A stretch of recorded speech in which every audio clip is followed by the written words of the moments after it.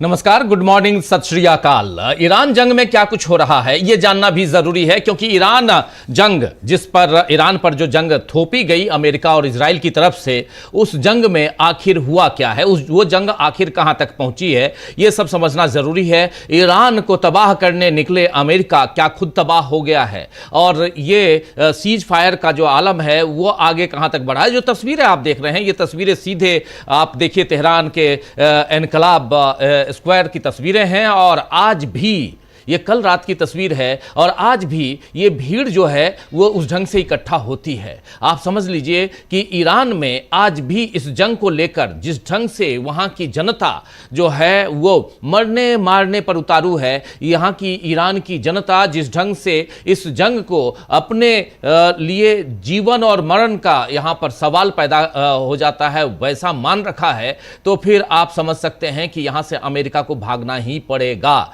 और यही लग रहा है कि अमेरिका इस जंग से अब भाग रहा है, और अमेरिका भाग रहा है तो यहां पर इजराइल भी भागेगा। एक ऐसा जंग जहां इस जंग ने, एक ऐसी जंग कहें कि जिस जंग ने अमेरिका को उसकी औकात बता दी। सीधे शब्दों में कहूं तो अमेरिका को बता दिया कि आप सुपर पावर नहीं हैं। इजराइल तो बहुत दूर की बात है, लेकिन ईरान ने बता दिया कि आप सुपर पावर नहीं हैं, और इस जंग में अमेरिका अपनी जीत की घोषणा नहीं कर सकता है, क्योंकि ईरान ने यहां पर जो कुछ भी किया है वो दुनिया देख रही है। हमारे आपके जरिए तमाम दुनिया के दूसरे लोग, दूसरे साथी देख रहे हैं। तो इसीलिए जरा आपको अभी तक क्या कुछ अपडेट है वो आपके सामने रखता हूं। यहां पर सबसे बड़ी बात इस जंग से रिलेटेड अगर देखी जाए, और सबसे बड़ी खबर अगर बताऊं तो सबसे बड़ी खबर है, अगर 1 2 3 4 पॉइंट में ही बताऊं तो पॉइंट नंबर 1 की सबसे बड़ी खबर यह है कि ट्रंप और पुतिन की बात हुई है। और 1-2 मिनट,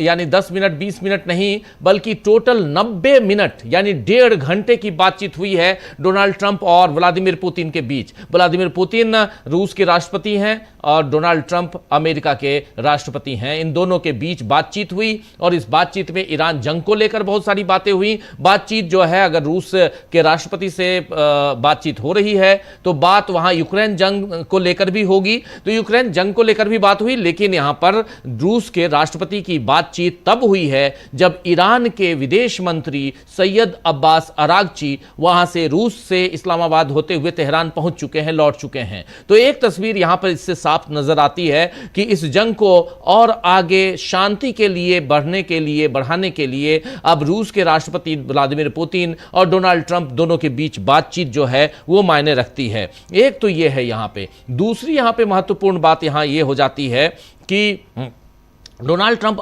अपने ही देश में कैसे फंसे हुए हैं, लेकिन ट्रंप का एक बयान यहां पर, वो कैसे फंसे हुए हैं इस पे भी बात करेंगे, लेकिन ट्रंप का एक बयान मायने रखता है, जिसमें ट्रंप कह रहे हैं कि 18 घंटे की उड़ान भरने का कोई फायदा नहीं है। ट्रंप साफ साफ कह रहे हैं कि 18 घंटे की उड़ान भरने का कोई फायदा नहीं है।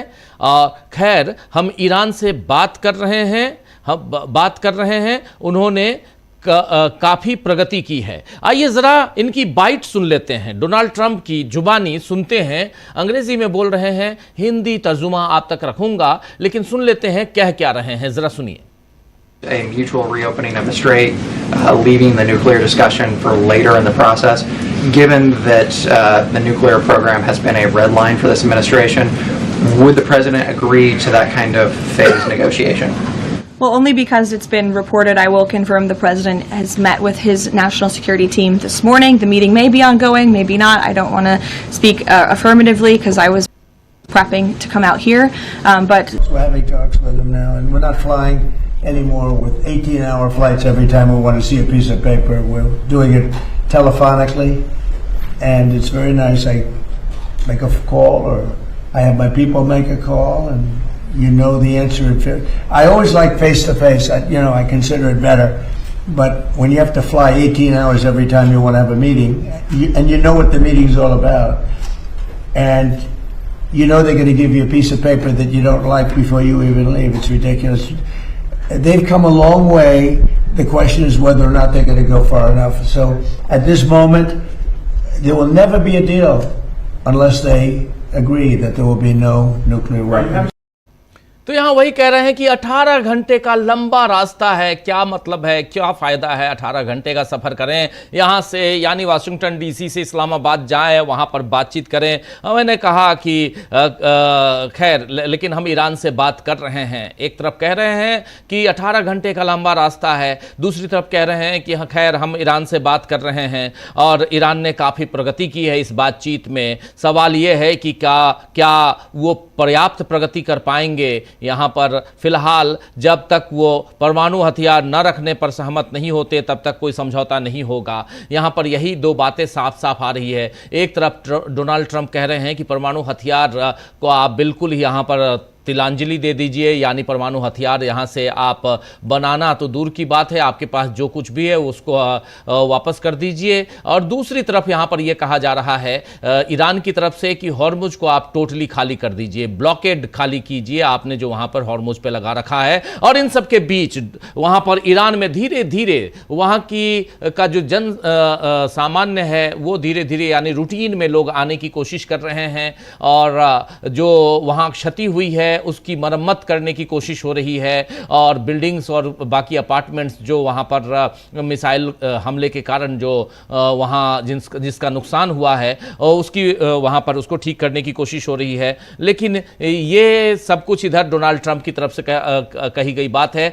लेकिन ईरान के नौसेना के कमांडर वो क्या कह रहे हैं ये भी जानना जरूरी है। ईरानी नौसेना के कमांडर यानी IRGC का जो नौसेना वाला पार्ट है, नेवी वाला जो पार्ट है, वो क्या कह रहा है। उनका कहना है कि दुश्मन को लगा था कि वो 3 दिन से 1 सप्ताह के भीतर ईरान पर जीत हासिल कर लेगा, लेकिन उसकी ये धारणा पूरी तरह से हास्यास्पद साबित हुई।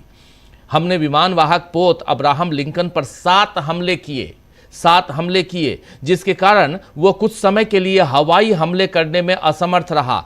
अब समझ लीजिए इतनी बड़ी बात यहां पर ईरानी नौसेना के जो कमांडर हैं वो कह रहे हैं और साफ साफ कह रहे हैं कि दुश्मन को लगा था कि वो 3 दिन में 3 दिन या से लेकर 1 सप्ताह के भीतर काम तमाम कर देंगे, ईरान पर जीत हासिल कर लेंगे, लेकिन ऐसा नहीं हुआ। उसकी धारणा पूरी तरह हास्यास्पद थी और वो हास्यास्पद ही साबित हुई। हमने विमान वाहक पोत अब्राहम लिंकन पर 7 हमले किए जिसके कारण वो कुछ समय के लिए हवाई हमले करने में असमर्थ रहा। ये बात यहां कही जा रही है। तो ये ईरानी नौसेना की तरफ से बात कही जा रही है। दूसरी तरफ आप जान रहे हैं कि अमेरिका कह रहा है कि 18 घंटे का सफर दूर का है, लेकिन हमारी बातचीत बहुत प्रगति हुई है, उसमें बहुत प्रोग्रेस है, बातचीत चल रही है। तो ये कल से लेकर आज तक के डेवलपमेंट में बहुत बड़ी बात यहां पर निकल के आती है कि ईरान अपनी जगह पे बिल्कुल कायम है, टिका हुआ है। अमेरिका बार बार यहां पर बातचीत को आगे बढ़ाने की गुंजाइश खोजता रह रहा है और इसमें रूस की भी एंट्री हो गई है। रूस के राष्ट्रपति व्लादिमीर पुतिन डोनाल्ड ट्रंप से बात करते हैं और एक नहीं बल्कि 1.5 घंटे बातचीत होती है। 10 मिनट 20 मिनट की बातचीत जनरली होती है, लेकिन यहां पर 1.5 घंटे दोनों राष्ट्रपतियों के बीच बातचीत हो रही है। तो इसका मतलब है कि कहीं ना कहीं इस जंग से डोनाल्ड ट्रंप काफी परेशान हैं। लेकिन डोनाल्ड ट्रंप की परेशानी जो है वो और भी ज्यादा बढ़ जाती है तब जब कांग्रेस के सदस्य सारा जैकब्स, कांग्रेस की सदस्य हैं सारा जैकब्स, वो सीधे सीधे सेक्रेटरी हेगसेथ से सवाल करती है। हेगसेथ आप जानते हैं कि वो वॉर मिनिस्टर हैं, यानी युद्ध मंत्री या कहें तो रक्षा मंत्री हैं वहाँ के, और हेगसेथ से सीधा सवाल पूछती हैं और जिसका जवाब हाँ में या ना में देना था। सवाल था कि क्या Donald Trump commander in chief बनने के लिए मानसिक रूप से स्थिर हैं, मानसिक रूप से क्या वो उनकी मानसिक हालत ठीक है। ये सारा जैकब ने पूछा, कांग्रेस की सदस्य हैं और उन्होंने पूछा। जरा सुन लेते हैं यहां पर क्या सवाल जवाब हो रहा है, ये बहुत महत्वपूर्ण है। सारा जैकब्स कांग्रेस की सदस्य यानी अपने यहां के हिसाब से सांसद ने पूछा सवाल, सीधे सीधे डेमोक्रेट सांसद हैं कि क्या आज की तारीख में commander Donald Trump commander in chief बनने के लिए मानसिक रूप से स्थिर हैं, यानी उनकी मानसिक हालत ठीक है। सुनिए जरा। On Easter Sunday, President Trump threatened to destroy Iran's bridges and power plants, writing, quote, "Open the fucking straight, you crazy bastards, or you'll be living in hell. Just watch." And 2 days later, President Trump wrote, quote, "A whole civilization will die tonight, never to be brought back again. I don't want that to happen, but it probably will." My office's phones have been ringing off the hook. I've heard from so many military families concerned about the president's mental fitness and whether he's fit to serve as our commander-in-chief, given that he's sending their loved ones into harm's way. Our troops, who have shown incredible bravery and tactical proficiency, deserve to know that their leaders are focused and stable. So, Mr. Secretary, you are with the president a lot, and it pains me to even have to ask this about our president, but my constituents' lives are at stake. Do you believe that the president is mentally stable enough to be the commander-in-chief? Did you ask the same question of Joe Biden for 4 years? Mr. Secretary, Joe Biden is not the president. Mr. Trump has been president for a year and a half, and I'm asking you did right not, now. and I won't even engage with the level of disparagement that you're putting on the commander-in-chief, who indeed is. Meeting Mr. with him Secretary, every single day. Mr. Secretary, Biden is not the president. Sharpest, most insightful commander-in-chief we've had in generations.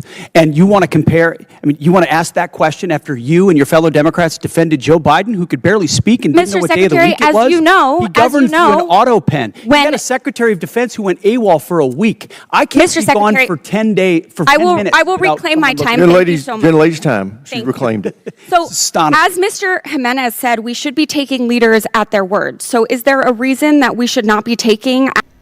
तो यहां पर जबरदस्त बहस हो गई। यहां पर सारा जैकब्स जो हैं ये अमेरिका में अमेरिकी संसद में डेमोक्रेट्स की सांसद हैं और इन्होंने साफ साफ पूछा कि आपने इतना सब कुछ, पहले तो इन्होंने कहा क्या कहा, डोनाल्ड ट्रंप ने कब कब क्या क्या कहा, उनकी मानसिक हालत कैसी है, वो सब कुछ बताने की कोशिश, और इसके बाद उन्होंने साफ साफ कहा कि मैं मिस्टर सेक्रेटरी, जो वहां से विदेश वहां मंत्रियों को सेक्रेटरी कहते हैं, तो उन्होंने कहा अपने रक्षा मंत्री से, जो अपने यहां मंत्री कहलाते हैं, तो मिस्टर सेक्रेटरी यानी वॉर सेक्रेटरी, आप ये बताइए मिस्टर हेग्सेथ, ये बताइए कि क्या डोनाल्ड ट्रंप की मानसिक हालत कमांडर इन चीफ बने रहने की है। इस पर यहां पर बवाल मच गया। यहां हेग्सेथ कहने लगे कि क्या आप जो बाइडेन से पूछेंगी, जो बाइडेन जो पहले राष्ट्रपति थे उनसे पूछेंगी कि उनकी मानसिक हालत कमांडर इन चीफ बने रहने की थी। तो इस पर इन्होंने कहा कि सारा जैकब ने साफ साफ कहा कि जो बाइडेन जो है वो आज की तारीख में राष्ट्रपति नहीं है, राष्ट्रपति जो हैं हम उसी से सवाल करेंगे। यहां बिल्कुल तीखी बहस हो गई दोनों के बीच, एक जबरदस्त बहस यहां पर देखने को मिली। एक सांसद और एक इधर मंत्री, दोनों के बीच हेग्सेथ वो हैं जिन्होंने साफ साफ कहा था कि ईरान के ऊपर जंग होना चाहिए, और आज भी ये डोनाल्ड ट्रंप को बिल्कुल ही अपने कहें तो ग्रिप में लेने की कोशिश करते हैं। हेग्सेथ के बारे में कहा जाता है कि हेग्सेथ बहुत करीबी बनने की कोशिश करते हैं, और इस जंग में अगर किसी ने फंसाया है तो उसमें से एक नाम हेग्सेथ का भी है, दूसरा नाम कुशनर का है, तीसरा नाम बिटकॉफ का है। ये सारे नाम ऐसे हैं जिन्होंने, यही तीन ऐसे हैं जिन्होंने डोनाल्ड ट्रंप को सलाह दी थी कि ईरान के साथ जंग की शुरुआत करो, और यही उसमें जो रक्षा मंत्री हैं, यहां पर वॉर मंत्री, इनसे यहां जब सवाल हुआ तो ये बिलबिला उठे और इन्होंने कह डाला कि क्या है, यहां जो बाइडेन से आप ये सवाल करेंगी, लेकिन सवाल वही है जैसे अपने देश में होता है कि प्रधानमंत्री नरेंद्र मोदी या उनके कुनबे से कुछ भी सवाल अगर कांग्रेस पार्टी के नेता पूछ दे तो साफ साफ वो चले जाते हैं उधर इंदिरा गांधी के पास, या चले जाते हैं वहां जवाहरलाल नेहरू की तरफ और कहने लगते हैं नेहरू ने ऐसा किया क्या, इंदिरा ने ऐसा किया क्या। तो ये जो बातें हैं ये बहुत अलग तरह से बातें यहां पर सामने आती हैं। बहुत महत्वपूर्ण हो जाता है यहां से इस पूरे घटनाक्रम पर निगाहें डालने का, और ऐसे में क्या यहां लगता है कि ये जंग जो है रुकने वाली है, एक बहुत बड़ा सवाल आता है यहां पे। दूसरी बात यहां महत्वपूर्ण एक और भी आ जाती है कि जब राष्ट्रपति ट्रंप कह रहे हैं कि हम ईरान से बातचीत कर रहे हैं और इसमें प्रगति पे है हमारी बातचीत, तीसरी बात यहां महत्वपूर्ण आती है। ईरानी विदेश मंत्रालय के प्रवक्ता इस्माइल बगाई ने कहा है कि कुछ सदस्य देशों की सरकारों ने आक्रमण में भाग लिया और प्रभावी रूप से खुद को अमेरिका और इजराइल का सहयोगी बना लिया है, जो ईरानी जनता के खिलाफ जघन्य अपराध करने में शामिल है। और ये उन लोगों के लिए कह रहे हैं जिन लोगों ने अपनी टेरिटरी दी थी अमेरिकी जो सैन्य अड्डे बने हुए हैं, जिसमें खासकर गल्फ कंट्रीज जो हैं, जीसीसी के जो सदस्य हैं, जिसमें कतर है, कुवैत है, ये बहरीन है, सऊदी अरब है, ये सारे देश जो हैं जहां से अमेरिकी बेस से हमले किए गए ईरान के ऊपर। इसमें ईरानी विदेश मंत्रालय के प्रवक्ता इस्माइल बगाई का कहना है साफ साफ कि कुछ लोगों ने ऐसा किया है जिन्होंने अमेरिका और इजराइल का साथ दिया है। ये ईरानी जनता के खिलाफ एक जघन्य अपराध है और इस अपराध को क्षमा नहीं किया जाएगा, ये बात यहां पर कही जा रही है। तो एक तरफ से आप देखिए तो ये पूरा का पूरा पूरी जंग एक दूसरी दिशा में, और इस जंग में अभी भी बहुत कुछ बचा हुआ है। इसलिए ईरान जंग से रिलेटेड तमाम अपडेट्स आप हमारे साथ रोज सुबह 11:30 बजे रोज सुबह आप देखिए, और इसमें वो तमाम चीजें जो कल से लेकर आज तक आई हैं जल्दी से रिकैप करता हूं, क्योंकि इसके बाद ठीक 12 बजे से आप देखेंगे कल इधर हिंदुस्तान में चुनाव में क्या कुछ हुआ है, और इस चुनाव से रिलेटेड बहुत कुछ, यानी पश्चिम बंगाल में क्या कुछ हुआ है, इस पश्चिम बंगाल से रिलेटेड बहुत कुछ आप तक पहुंचाने की कोशिश हमारे दो साथी समीर जी और अमलेंदु जी करेंगे। लेकिन इस जंग से अगर देखते हैं तो जंग से कल से लेकर आज तक डोनाल्ड ट्रंप और पुतिन की बातचीत, डोनाल्ड ट्रंप के ऊपर वहां के विपक्षी नेताओं का वार, और तीसरी बात कि डोनाल्ड ट्रंप का ग्राफ बुरी तरह से अमेरिका में गिर रहा है, चौथी बात कि ईरान आज भी सड़कों पे है, ईरान की जनता सड़कों पे है, और लगातार ईरानी जनता जंग का आह्वान कर रही है, या तो अमेरिका हार घोषित करो, यानी अमेरिका हार गया ये कहो, या जंग के लिए हम तैयार हैं, ये चौथी बात। पांचवी बात, अभी भी डोनाल्ड ट्रंप को समझ में नहीं आ रहा है कि इस सीज फायर को कहां तक लेके जाया जाए। तो ये पांच प्रमुख मुद्दे हैं, और इन मुद्दों पे और इससे बढ़ते हुए बहुत कुछ आप देखेंगे। डोनाल्ड ट्रंप बहुत अलग अलग बातें कर रहे हैं, उन बातों को हम आप तक पहुंचा रहे हैं, लगातार पहुंचा रहे हैं। तो इस चर्चा को अब यहीं, इस कैप्सूल को, छोटे कैप्सूल को यहीं अब समाप्त करने की इजाजत चाहता हूं। कल सुबह 11:30 बजे फिर मुलाकात होगी इस कैप्सूल के साथ, एक छोटे से कैप्सूल जिसमें ईरान जंग से रिलेटेड तमाम खबरें हम आप तक पहुंचाएंगे। और इसके अलावा अभी से 3 मिनट बाद आप देखिए सीधे न्यूज रूम से लाइव, और उस लाइव में आप देखेंगे कि हिंदुस्तान में क्या चल रहा है, हिंदुस्तान की सियासत में क्या चल रहा है, ये सारी चीजें आप देखेंगे। मुझे दीजिए इजाजत, और शाम 4 बजे हमारी फिर से मुलाकात होगी लाइव में, और उसके बाद शाम 7 बजे मुलाकात होगी फिर से लाइव में, जिसमें आप न्यूज पॉइंट में बहुत सारी चीजें, बहुत सारी खबरें सुनते हैं, देखते हैं। नमस्कार।